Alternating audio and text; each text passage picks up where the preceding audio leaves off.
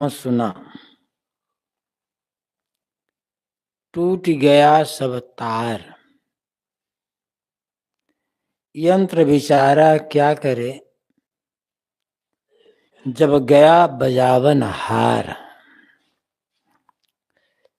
मैंने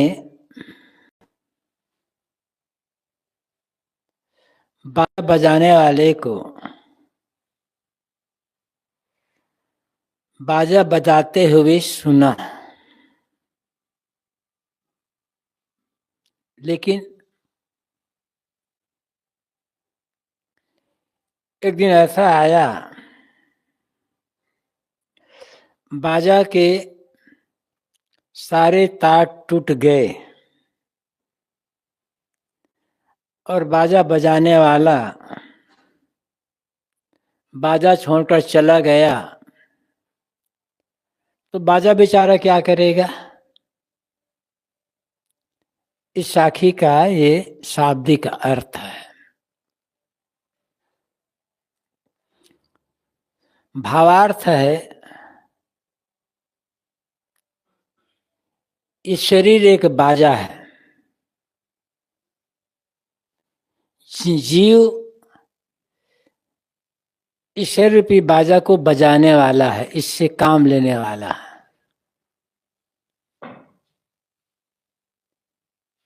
एक दिन ऐसा होता है, जब जीव इस शरीर रूपी बाजा को छोड़कर चला जाता है, इसमें से निकल जाता है, तो शरीर रूपी बाजा पड़ा रह जाता है। इसकी सारी इंद्रियां काम काम करना बंद कर देती है। जैसे कोई बाजा वाद्य यंत्र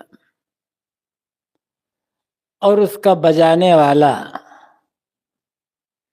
दोनों एक नहीं होते, अलग अलग होता है।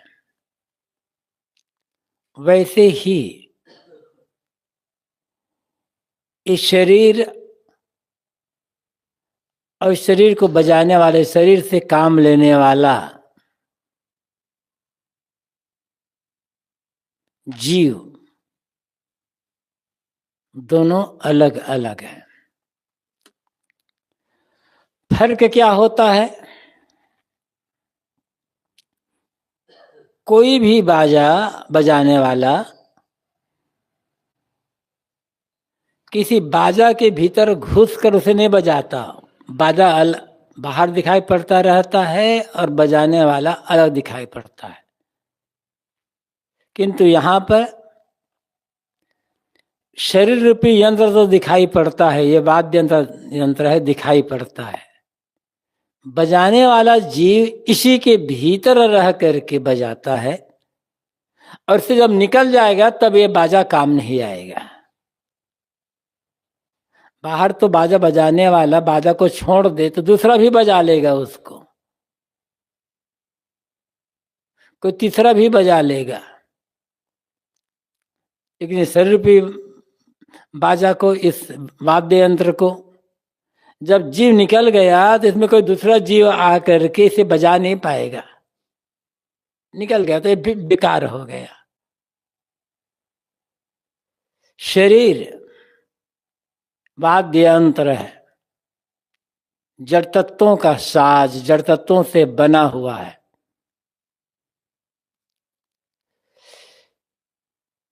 इस शरीर में अपने आप क्रिया नहीं हो सकती, अपने आप इस शरीर से कोई कर्म नहीं होगा जब तक जीव इस अपनी इच्छा करके इसे बजाए ना।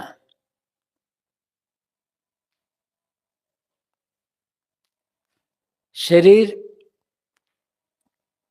निर्जीव है, जीव इसमें निवास करता है, इसलिए सजीव है। और तभी तक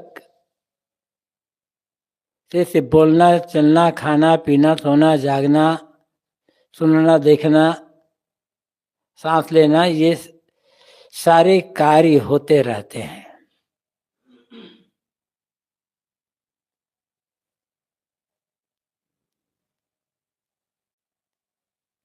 कुछ लोग कहते हैं कि शरीर और जीव अलग अलग नहीं है, एक ही है।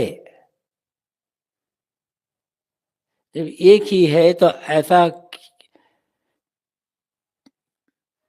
क्यों हो जाता है कि शरीर तो एक दिन पड़ा रह जाता है, इससे फिर कोई क्रिया या कोई कर्म क्यों नहीं हो पाता? ये क्यों सड़ जाता है? कोई बाजा, कोई वाद्य यंत्र या कोई मशीन बिगड़ गई, ये बिगड़ तो गई, लेकिन फिर वो सड़ता गलता नहीं है। उसको अलग अलग करके उसके अन्य पात्र को उपयोग में ले लिया जाता है, लेकिन ऐसा नहीं होता है। शरीर से जीव निकला तो सारे के सारे अंग बेकार हो गए। मिट्टी, पानी, आग, हवा, ये जो चार जड़ तत्व हैं, इन चारों जड़ तत्वों में किसी में चेतना गुण नहीं है, जानने का, ज्ञान करने का गुण नहीं है। और प्रत्यक्ष ही चेतना एक गुण है, ज्ञान गुण है। तो मिट्टी, पानी, आग, हवा कहें या वैज्ञानिकों ने 118 लौह तत्वों की खोज की कर ली है अब तक। उन्हें 118वें जो तत्व हैं उनको कहें। सारे के सारे तत्व निराभौतिक हैं। किसी भी मूल तत्व में चेतना गुण नहीं है। और नियम है, जो गुण जिसमें नहीं होगा, जिस तत्व में, उसके कार्य में वह गुण नहीं आ सकता है। कारण में जो गुण धर्म होगा वही कार्य में आएगा। कारण है जड़ तत्व, उसका कार्य है ये शरीर। तो मूल जो जड़ तत्व है उसमें चेतना गुण नहीं है, तो एक कार्य शरीर में चेतना गुण कैसे आ गया? और चेतना गुण है। और कोई भी गुण बिना गुणे अर्थात द्रव्य के रहता नहीं, आकाश में तैरता नहीं। उसके लिए हर गुण को करेगा, उसको गुणी द्रव्य चाहिए। तो चेतना गुण का द्रव्य क्या है? वो जीव है। आध्यात्मिक क्षेत्र में, धर्म क्षेत्र, उसको जीव कहा जाता है। उसी को चेतन, आत्मा, रूह, सोल आदि भी कहते हैं।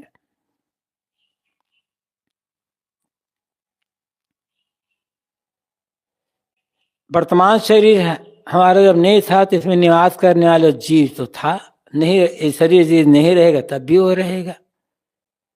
इस शाखा साहब इतना कहते हैं, शरीर एक यंत्र है, इसको बजाने वाला चेतन जीव इससे अलग है। और तब तक ये शरीर रूपी यंत्र बचता रहेगा, इससे कार्य होते रहेंगे जब तक इसमें जीव का निवास होता रहेगा।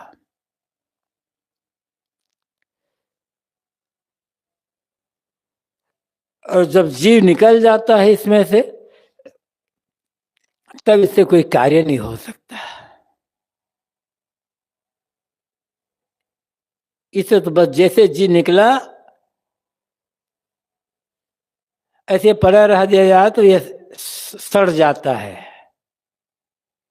ऐसे पड़ा रहेगा तो सड़ करके मिट्टी में मिल जाएगा, लेकिन मनुष्य के शरीर को ऐसे छोड़ते नहीं लोग, उसे मिट्टी में गाड़ देते हैं या आग में फूंक देते हैं।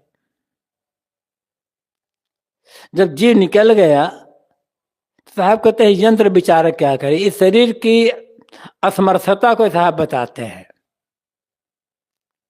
जीव न चाहे तो शरीर से कोई क्रिया नहीं हो सकती है। आंख देखती है, वैसे आंख नहीं देखती है, लेकिन आंखों से देखा जाता है।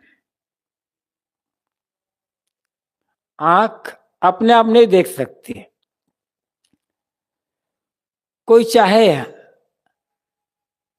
हमें आंख से देखने अपने मान लो उसकी आंखें हैं, आंखों में देखने की शक्ति तो है, लेकिन वो हट कर ले मुझे आंखों देखना नहीं, बस अपने आंखों को बंद कर ले, तो आंख अपने आप नहीं खुलेगी, अपने आप वो क्रिया कर्म नहीं कर सकती आंख। ऐसे ही हाथ पैर आदि है। और जो कुछ तपस्वी लोग होते हैं ऊर्ध्वबाहु,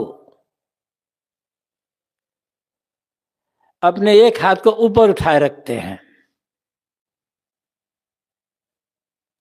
उनका दृढ़ निश्चय है कि हाथ को नीचे नहीं करना है, हाथ को ऊपर ही उठाए रखते हैं और हाथ एकदम फिर लकड़ी जैसा हो जाता है, नीचे नहीं लाते। साल 2 साल 4 साल 6 साल 8 साल उठा ही रखते हैं। तो हाथ तो एक शरीर का अंग है, काम क्या लेना है और किस काम लेना है या नहीं लेना है, ये निर्णय हाथ नहीं कर सकता। निर्णय करता है शरीर में रहने वाला जीव। मुख का काम, जीवा का काम बोलना है, और कई लोग जीवन भर के लिए मौन व्रत ले लेते हैं। इसका मतलब यह है इन इंद्रियों से काम लेने वाला कोई दूसरा है, और जो दूसरा है वही जीव है। और जब ये जीव निकल गया, साहब कहते हैं ये तो बेकार हो गया, असमर्थ हो गया, शरीर से कोई काम नहीं हो सकता। इस साखी में बस साहब ये बताते हैं शरीर रूपी यंत्र और इसको बजाने वाला जीव दोनों एक नहीं है, अलग अलग है। अब कोई से माने या ना माने, बात अलग है।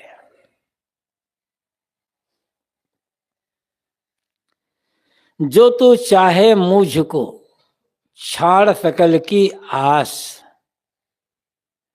मुझ ही ऐसा होए रहो सब सुख तेरे पास। यदि तुम मुझे चाहते हो, तुम मुझसे प्रेम करते हो, तो बाहरी अन्य की आशा करना छोड़ दो, सबकी आशा का त्याग कर दो, और जैसा मैं सब तरह से निष्काम निष्पक्ष हूं, ऐसे तुम भी मेरे समान निष्काम निष्पक्ष हो जाओ। फिर तुम्हें सब प्रकार के सुख की प्राप्ति हो जाएगी, तुम हर प्रकार से तुम सुखी हो जाओगे। किसी ने कहा होगा सदगुरु कबीर से, साहब हम आपको चाहते हैं, आपके प्रति हमारे मन में बड़ा प्रेम है, इसलिए हम आपके साथ ही रहना चाहते हैं, या आप हमारे यहाँ ही रहें, ताकि हम आपकी सेवा करते रहें, आपको दर्शन लाभ लेते रहें, और हमें सत्संग मिलता रहे। आपके लिए हमारे मन में बड़ा प्रेम है। साहब ने कहा एक तो मैं तुम्हारे यहां हमेशा रह नहीं सकता, और तुम भी मेरे पास हमेशा रह नहीं पाओगे, अब मुझसे अच्छा इस शरीर से प्रेम करके तुम क्या करोगे। और सचमुच में यदि तुम मुझसे प्रेम करते हो, तो बाहरी अन्य सबकी आशा को छोड़ दो। किसी से प्रेम करने का अर्थ क्या होता है, उसको देखते रहें।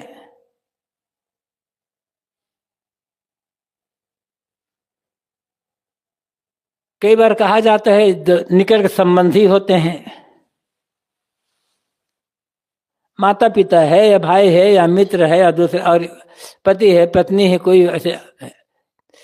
तो किसी कहते हैं कि बहुत दिन हो गए तुम्हें देखने के लिए आंखें तरस रही है, अब तुम मिले हो आज तो बस मुझे वो तरसना बंद हो गया। तो किसी को कब तक देखोगे? चाहे किसी को देखने का आंखें तरसती रही हो, कब तक देखते रहोगे उसको? कोई कहे ठीक है तुम्हारी आंखें तरस रही मुझे देखने के लिए, मैं यहाँ खड़ा हूं तुम बस सामने खड़े होकर मुझे देखते रहो, तो कब तक देखेगा वो?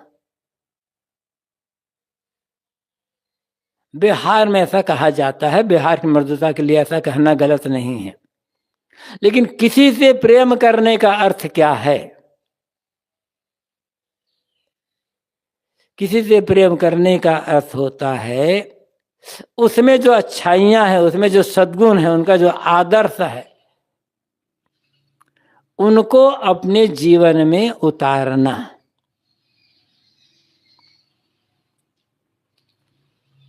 और यहां तो कबीर साहब की बात है, कबीर साहब बात नहीं, कोई भी संत है कोई भी गुरु है, संत एक जगह बंद करके कैसे रह सकते हैं? जैसे उसके वो प्रेमी है वैसे अन्य भी प्रेमी हैं, वे सब भी चाहते हैं कि हमारे यहां रहें। गुरु से प्रेम करने का अर्थ है बाहरी सबकी आशा का त्याग करना। धन दौलत पद प्रतिष्ठा मान सम्मान खाने पीने की चीजें, इनके लिए यदि मन ललचा रहा है, इन सबको देखने सुनने के लिए मन में तड़प बनी हुई है, इच्छा बनी है, तो गुरु से प्रेम कैसे करोगे?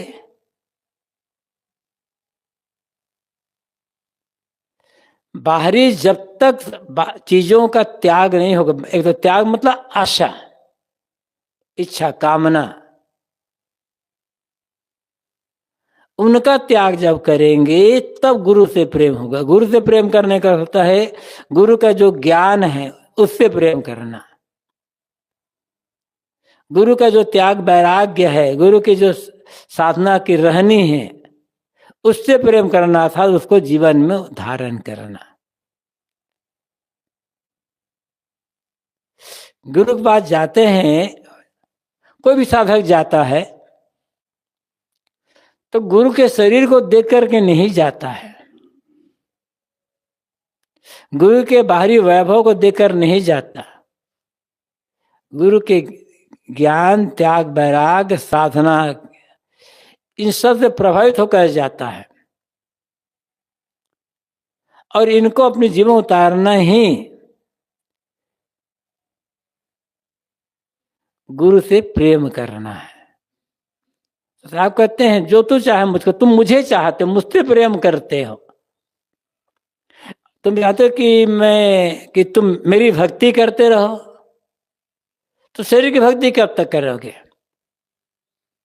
गुरु की भक्ति करने, चाहे प्रेम करना कहो चाहे भक्ति करना कहो, अर्थ है उसके जीवन उतारना। साहब कहते मुझे ऐसा हो रहो जैसा मैं हूं सब तरह से निष्काम और निष्पक्ष, तुम भी ऐसे ही निष्काम और निष्पक्ष बनो।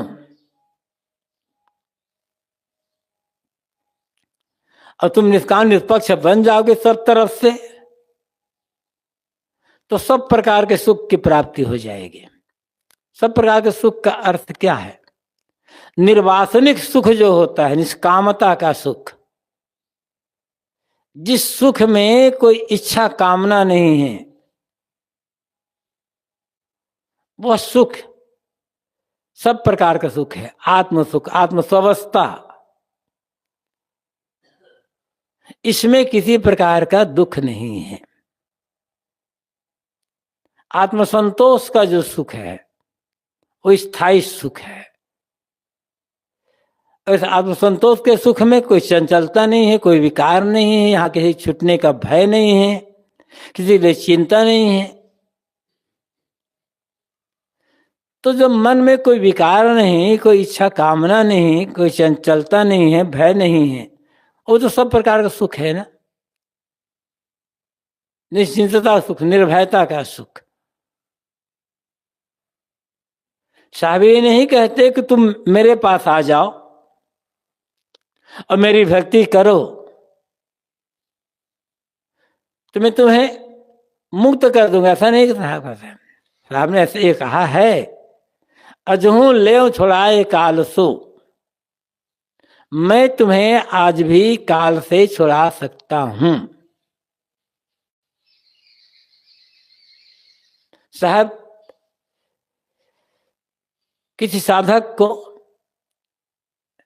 विश्वास दिला रहे हैं, तुम घबराओ मत, तुम मेरे पास आ जाओ, मैं तुम्हें काल के बंधन से छुड़ा दूंगा।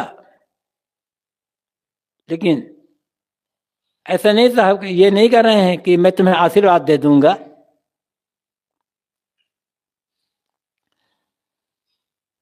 और तुम्हारे ऊपर कोई चमत्कार कर दूंगा। आपको तो मैं तुम्हें छुड़ा तो सकता हूं, मैं आज छुड़ा लूंगा, तुम्हें सारे भावबंधों से मुक्त कर दूंगा।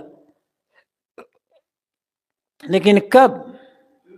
जो करे सूरत संभाली, जब तुम अपनी सूरत, अपने लक्ष्य, अपने मनोवृत्ति को संभाल कर रखो, तब कोई भी साधक जब अपने मन को संभाल करके रखेगा, मनोवृत्तियों को बाहर दौड़ाएगा नहीं, स्ववश रखेगा, तभी वो गुरु के ज्ञान को ग्रहण कर पाएगा, गुरु के बताए रास्ते पर चलकर कल्याण कर सकेगा। और मन ही चंचल बना हुआ है, यहां वहां दौड़ रहा है, वृत्तियां स्थिर होती ही नहीं है। तो बड़े से बड़े गुरु के पास रहकर काम नहीं बनेगा, और बड़े से बड़े गुरु को उपदेश काम नहीं करेगा। और वृत्तियों पर यदि संयम है, वृत्तियां स्ववश है, मन स्ववश शांत है, मन की चंचलता मिट गई है, तो सामान्य गुरु के पास रह करके भी कल्याण का काम किया जा सकता है।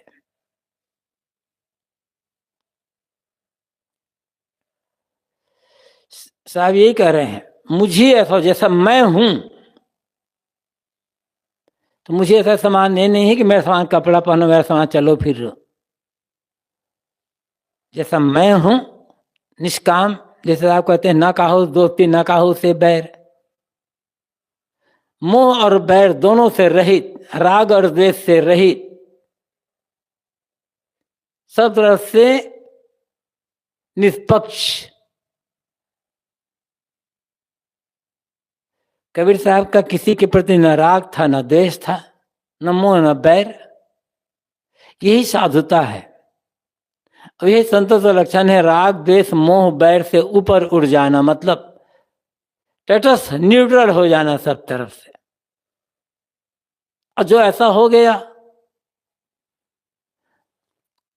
कौन दुख उसके मन में? तो सब प्रकार का सुख ही हो जाएगा, सब सुख से मिल जाएगा। धर्म के क्षेत्र में बहुत से लोगों को यह भ्रम है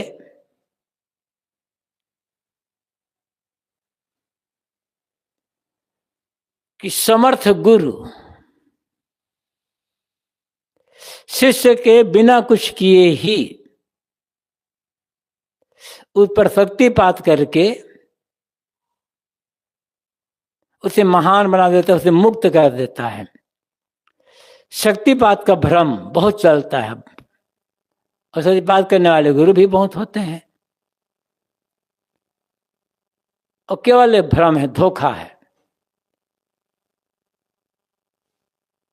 हमारे भीतर काम, क्रोध, लोभ, मोह, राग, द्वेष आदि मनोविकार बने हैं, मलिनताएं बनी हुई है।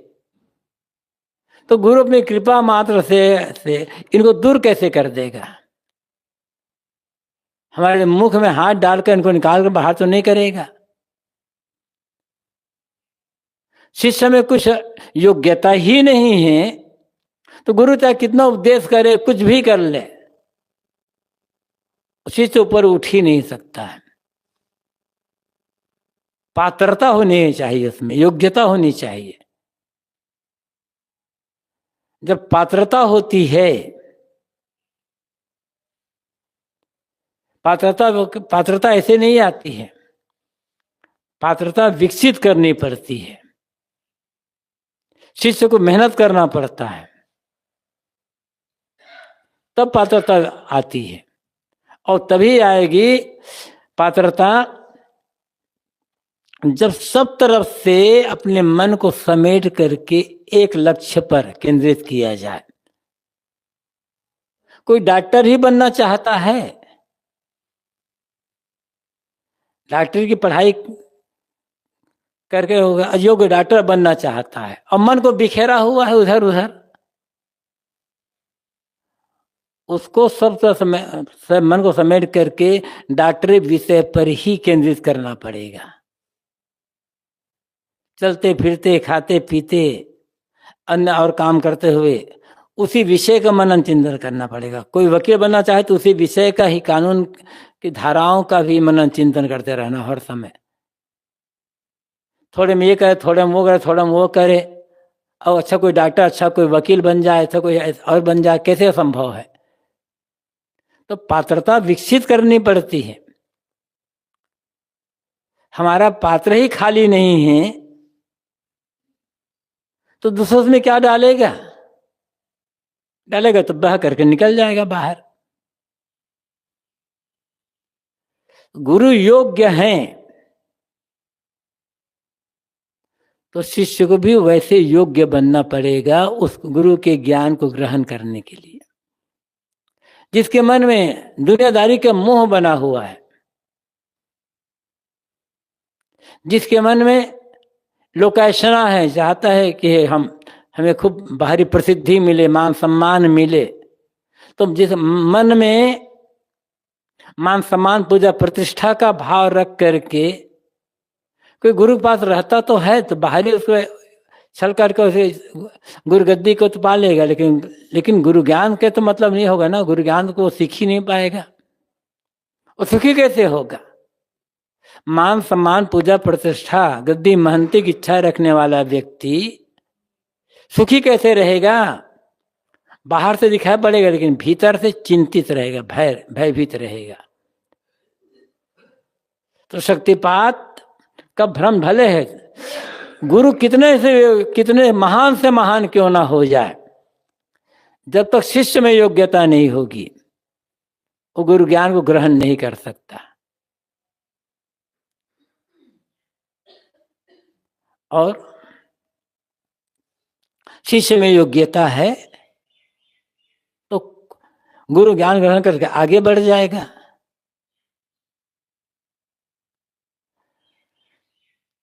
विद्यालय में किसी क्लास में कोई अध्यापक विद्यार्थियों को पढ़ाता है, सबको तो एक बराबर पढ़ाता है, छांट छांट कर तो पढ़ाता नहीं है। लेक्चर दे रहा है अध्यापक, अब सामने विद्यार्थी बैठे हुए हैं, तो किसी को कम दे रहा है, किसी को ज्यादा, ऐसा तो है नहीं, सबको बराबर लेक्चर दे रहा है, बराबर पढ़ा रहा, समझा रहा है। तो क्या सारे से एक बराबर उसको ग्रहण कर पाते? सबको नंबर एक जैसा आता है? तो नहीं होता। जो योग्य होता है, जो एकाग्र होकर के सुनता है, अपने मन को समेट करके उसको ग्रहण करता है, वो आगे बढ़ जाता है, क्योंकि उसमें पात्रता है। ऐसा नहीं है कि अध्यापक ने अपने भीतर से निकाल कर उसके भीतर में कुछ डाल दिया। ऐसे गुरु के लिए भी है। किसी भी गुरु के पास रहने वाले सारे शिष्य बराबर नहीं हो सकते हैं।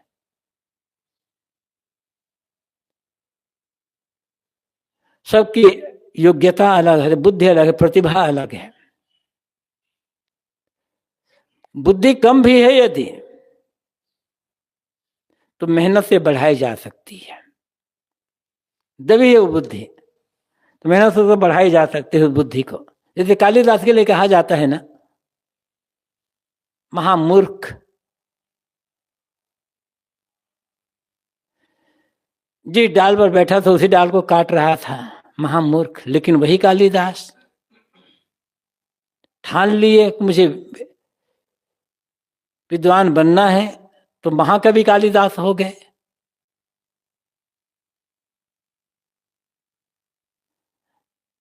तो उसमें प्रतिभा छिपी थी, लेकिन उसके लिए प्लेटफॉर्म तैयार करना होता है उस विद्या में। जब योग्यता नहीं होगी तो काम नहीं बनेगा।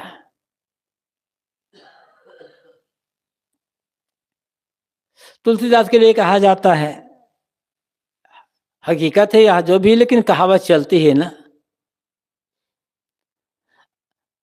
रत्नावली ने उसे कहा था कि जितना तुम्हारा प्रेम मेरे श्याम के प्रति है, उतने दिन राम के प्रति होता तुम्हारा जीवन बदल जाता।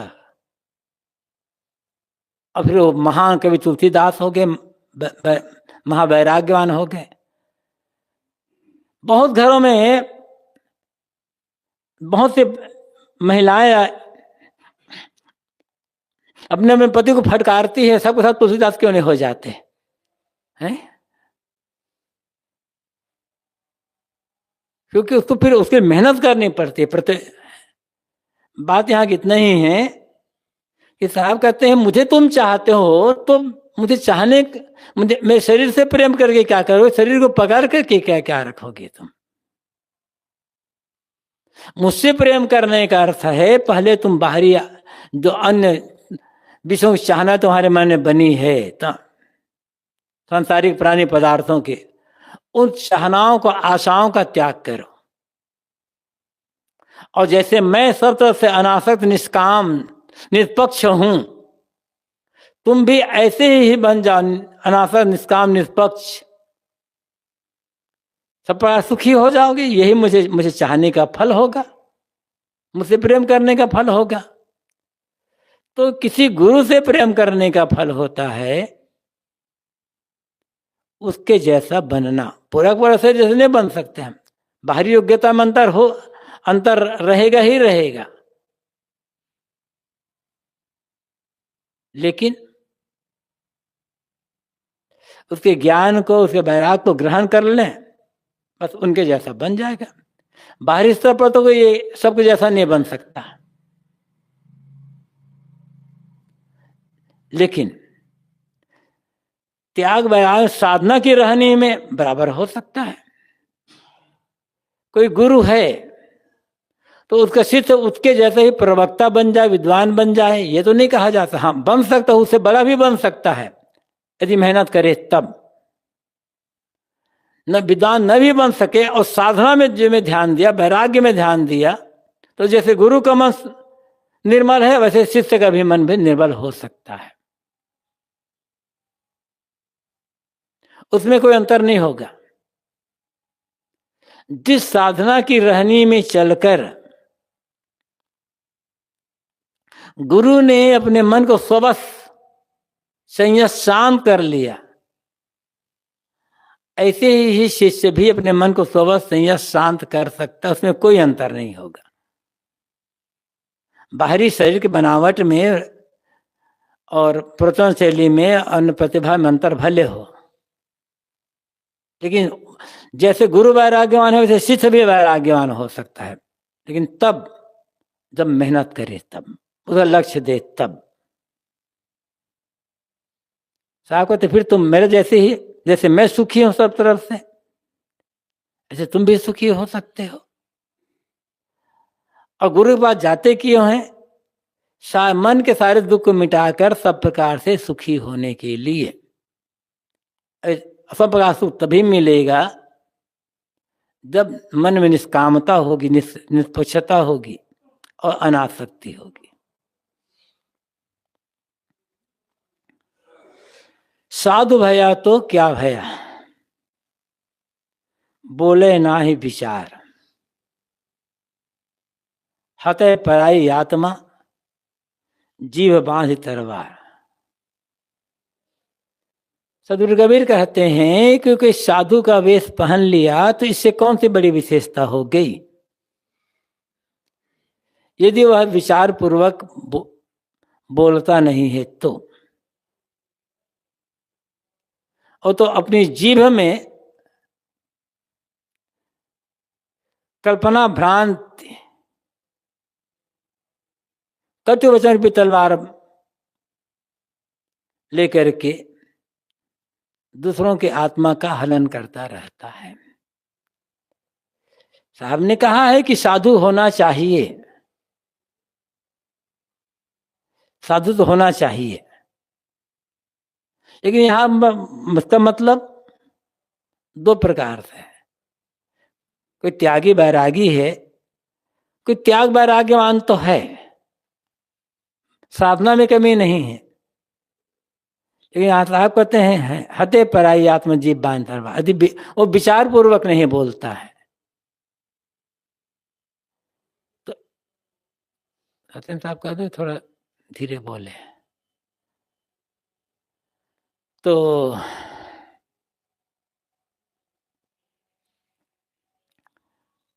विचार पूर्वक नहीं बोलता है वो, तो मानो दूसरे की आत्मा का हनन करता है।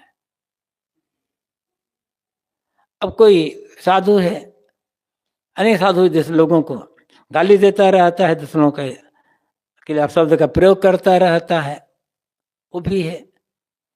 और यहाँ पर साहब कहते हैं मुख्य से हत्यापराय आत्मा का अर्थ क्या है? कल्पना भ्रांति का उपदेश करना। विचार पूर्वक बोलेगा तो कल्पना भ्रांति की बात नहीं बोलेगा। अनेक साधु हैं, बड़े वैराग्यवान हैं, त्यागी हैं, संयमी हैं, साधना परायण हैं, लेकिन उपदेश कैसा रहता है उनका? भ्रांतिपूर्ण, बिल्कुल कल्पित। क्योंकि विचार पूर्वक बोलेगा तो कल्पित बात नहीं बोलेगा, भ्रांतिपूर्ण बातें नहीं बोलेगा। कुछ लोग साधु तो हैं, इसमें दो प्रकार के लोग हो जाते हैं। एक तो जो स्वयं भ्रांति में पड़े हुए हैं, उसी धारा में बह रहे हैं, किसी को धोखा देने का उसका मन नहीं है, किसी को भटकाने को की मनसा नहीं है उसके, क्योंकि वही सुनते आए हैं बचपन से। किस्सा कहानी पुराणों में जो चमत्कार है, अंधविश्वास है, भ्रम है, कल्पना है, मिथ्या महिमा है, वही वो बचपन से सुनते आए हुए हैं और मानते हैं कि ये सब सच है। उसी को उपदेश दे रहे हैं, है तो गलत ये भी, क्योंकि ऐसे उपदेश से किसी को कुछ लाभ होने वाला नहीं है। फिर वो मानो क्षम्य है, क्योंकि वो जानते ही नहीं है। कुछ लोग ऐसे होते हैं कि जानते हैं हम जो कह रहे हैं पुराणों की बात, कल्पना भ्रांति चमत्कार आदि बात, वो गलत है, फिर भी स्वार्थवश वही बात लोगों को दिखाते रहते हैं, ताकि लोग उसका उद्देश्य क्या रहता है? ऐसी बातें कहने पर ज्यादा लोग हमारे पास आएंगे, अधिक लोग हमारे प्रेमी बनेंगे, हमारे भक्त शिष्य बनेंगे, तो हमें ज्यादा रुपया पैसा मिलेगा, ज्यादा मान सम्मान मिलेगा। तो आप कहते हैं ये विचार पूर्वक बोलना नहीं है। विचार पूर्वक बोलने का अर्थ है, चाहे व्यवहार के क्षेत्र में हो, चाहे परमार्थ के क्षेत्र में हो, चाहे धर्म के क्षेत्र में हो, वही बातें बोलना, वही बातें कहना जिसे सुन करके लोगों की सही प्रेरणा मिले, सही मार्ग में वे चल सके और सही मार्ग में चलकर अपना कल्याण का काम कर सके। चल तो रहे हैं लेकिन मार्ग गलत है, गलत दिशा में निर्देश कर दिया गया उसको, तो विचार पूर्वक बोलना तो नहीं हुआ। गाली देना, किसी के लिए शब्द का प्रयोग करना, किसी निंदा करना, किसी कटु कहना, ये तो गलत है ही। लेकिन इससे ज्यादा गलत ये कहना आदमी तो कुछ नहीं कर सकता, आदमी तो एकदम दुर्बल है, निरीह ही है, अल्पज्ञ है, इसमें कोई शक्ति ही नहीं है, अपने बलबूते पर कोई कल्याण का काम कर ही नहीं सकता, माया से मुक्त हो ही नहीं सकता। जो कुछ करने वाला है ऊपर करने, आदमी तो कठपुतली है, सूत्रधार तो ऊपर वाला है, उसकी इच्छा के बिना कुछ भी नहीं हो सकता। उसी के भजन कर, उसी को पुकारते रहो, ये विचार पूर्वक बात नहीं है,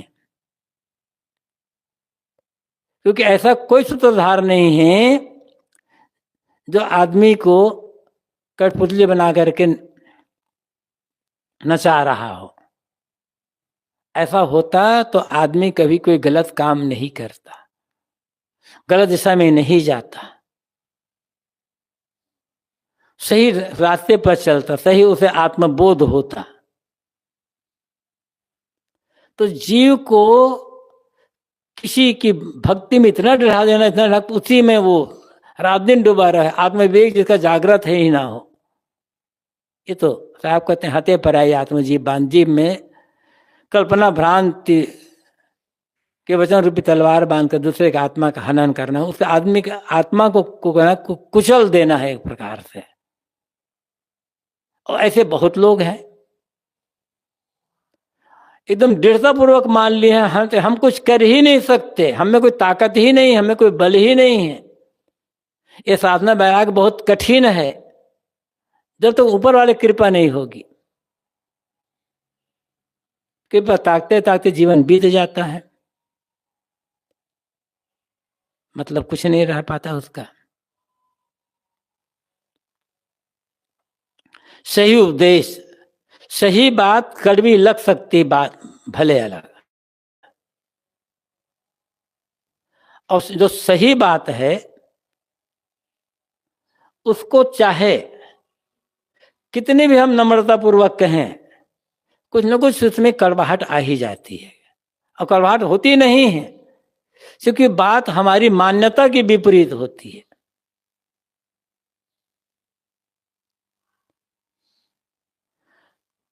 और आदमी का स्वभाव क्या है, वो वही सुनना चाहता है जैसे उसकी मान्यता है, जैसा जैसा उसका विश्वास है। अपनी मान्यता अपनी विश्वास से अलग, उधर नहीं बैठो वहां बैठो, अपनी मान्यता से अलग वो कुछ सुनना ही नहीं चाहता।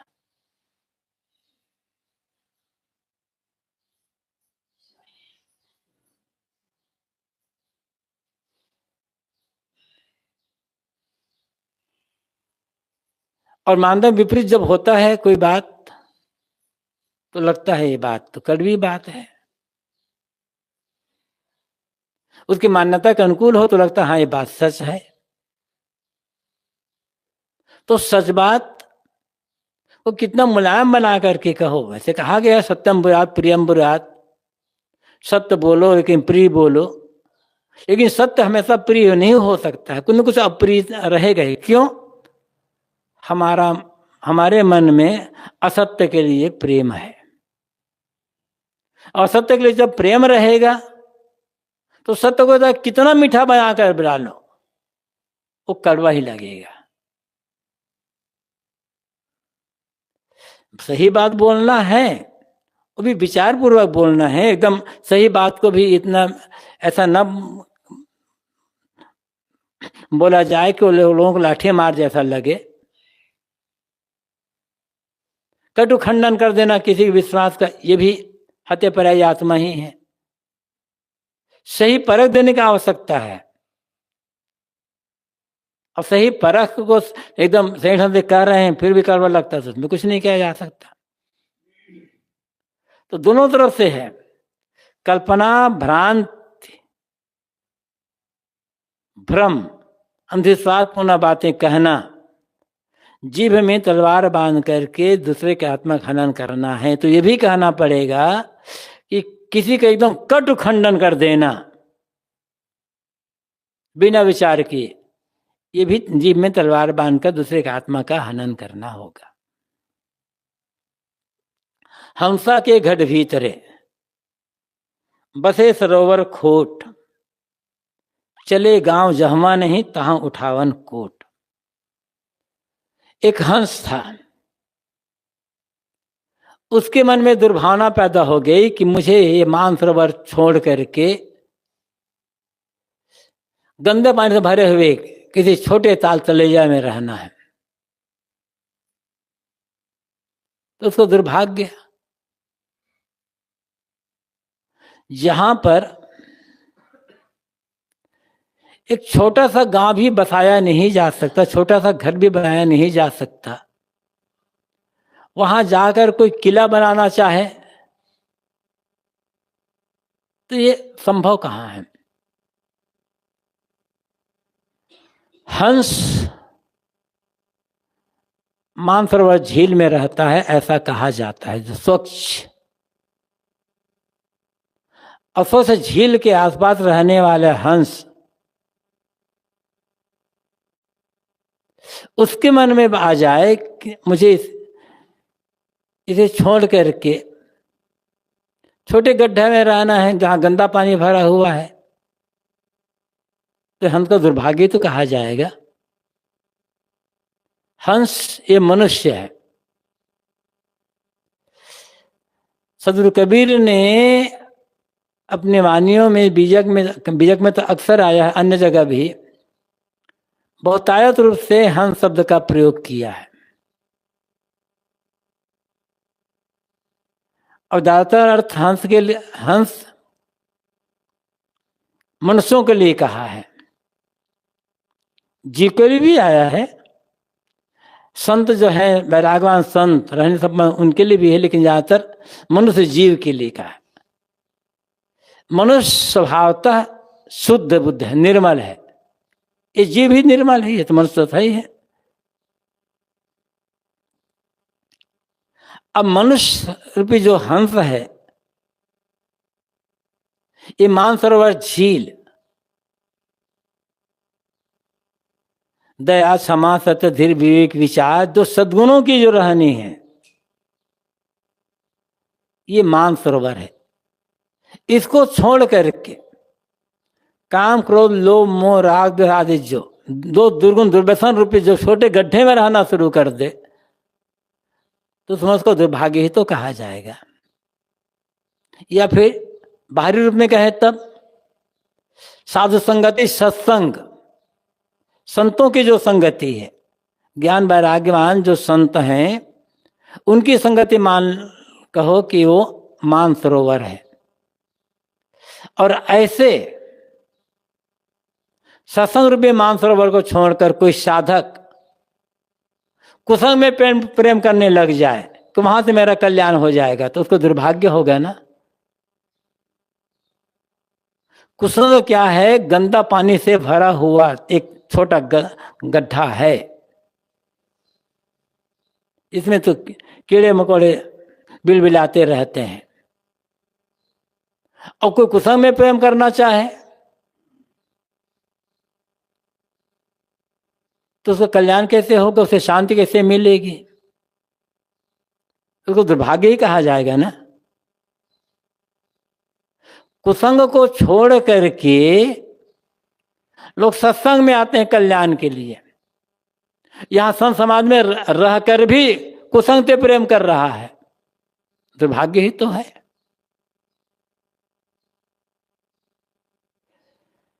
संयम, सेवा,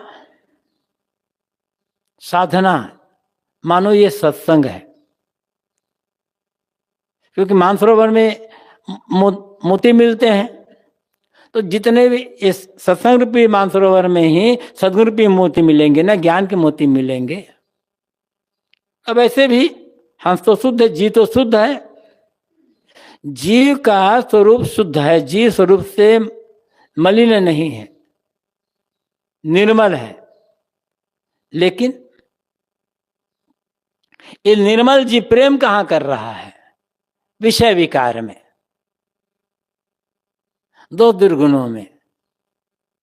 तो उसको दुर्भाग्य तो हो गया ना, क्योंकि उसके मन में खोटी, हंसा के घट भी बसे सरोवर खोट, खोटी वासना आ गई है, कुछ संस्कार आ गए। यदि ये खोटी वासना का त्याग कर दे, कुछ संस्कार का त्याग कर दे,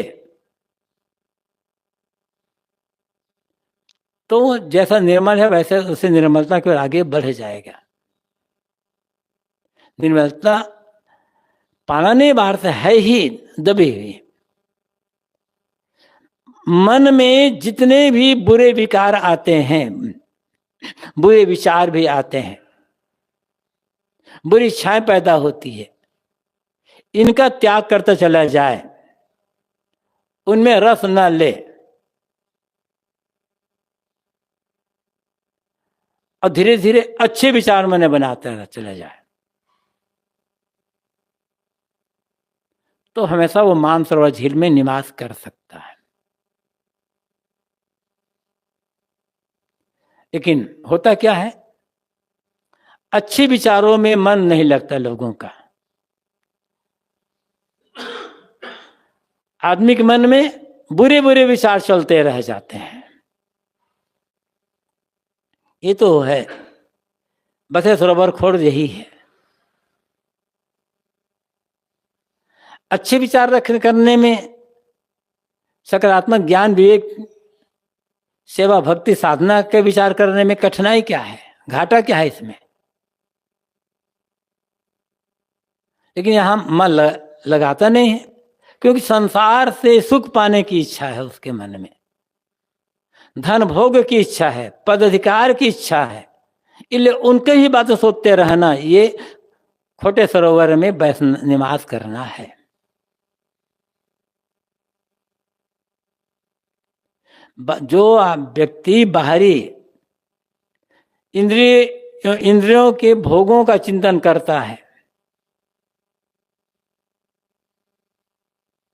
पद अधिकार धन दौलत का चिंतन करता है,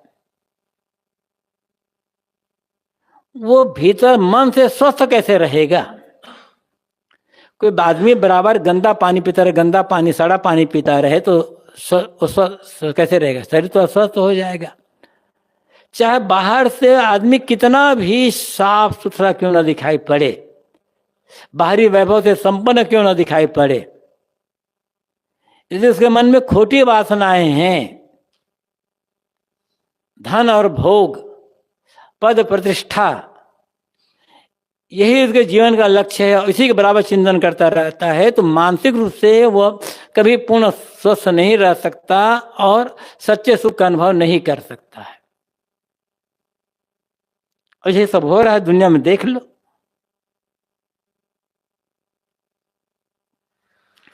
तो एक तो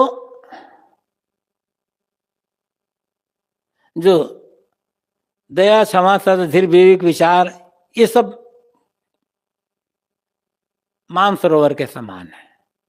इनका चिंतन, इनका आचरण करना, इनको छोड़ करके काम को लोमादि का आचरण कर रहा है।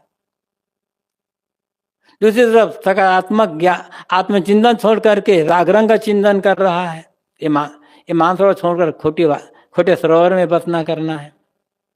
दूसरी बात आप कहते हैं, जहाँ गांव चले गांव जहाँ नहीं तहाँ उठावन कोट, यहाँ पर एक छोटी झोपड़ी भी बनाई नहीं जा सकती, यहाँ गांव से तात्पर्य एक छोटी झोपड़ी भी नहीं बनाई जा सकती, वहां कोई आदमी किला बनाना चाहे तो संभव कैसे है? जिस संसार में एक तृण पर भी अपना अधिकार नहीं है, ऊपर सब, वहां सब पर अपना जमाना अधिकार, और सोचना कि सब समय मेरे अधिकार में ही रहे, मुझसे अलग ना होने पाए, तो संभव कहाँ है? शरीर मरण धर्मा है। इस शरीर को अमर बनाने की आशा रखना किला बनाना ही तो है। जहां सब कुछ क्षणभंगुर है, निरंतर परिवर्तनशील है, वहां सबको एकरस बनाए रखना, मेरे पास जो जैसा है सब ऐसे ही बने रहें, इनमें घटे ना, बल्कि और बढ़ता चला जाए। ये तो जहाँ झोपड़ी नहीं बन सकते वहां किला बनाना ही है ना। दुराशा, दुस्वप्न,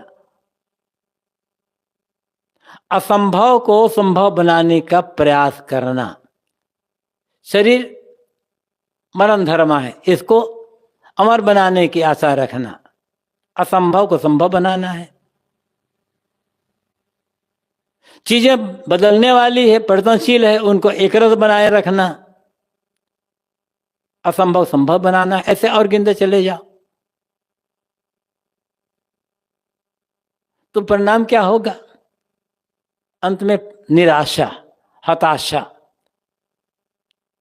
और मानसिक पीड़ा। जो जैसा है उसको वैसा ही स्वीकार कर लेना,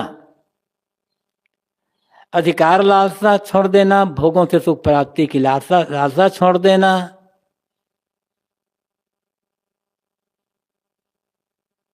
और क्षणभंगुरता को समझ करके उससे उपराम हो जाना। यहां न निराशा है, न दुराशा है, न पश्चाताप है। दो बातें हैं। मन में जो खोटी वासनाएं हैं, खोटे विचार हैं, इनका त्याग करना होगा। और शरीर पर, शरीर संबंधी प्राणी पदार्थों पर अधिकार जमा करके रखना, सबको अपने बस में बना रखना, सब मेरे अनुसार ही हो, इस आशा का त्याग कर देना। फिर कोई दुख नहीं हो पाएगा। जैसा जीवन निर्मल है वैसे ही निर्मलता पूर्वक जीवन व्यतीत किया जा सकता है। मन के विचारों को संभाल करके रखना होगा। सदैव रागात्मक चिंतन छोड़ करके आत्मचिंतन जो करता रहेगा वो मानो मानसरोवर में निवास करेगा। वहां केवल निर्मलता है और शांति और सुख ही है। यही सुख का कल्याण का एक मार्ग, एकमात्र मार्ग है। इस पर चल करके किसी को पीड़ा का अनुभव नहीं हो पाएगा। बस इतना है।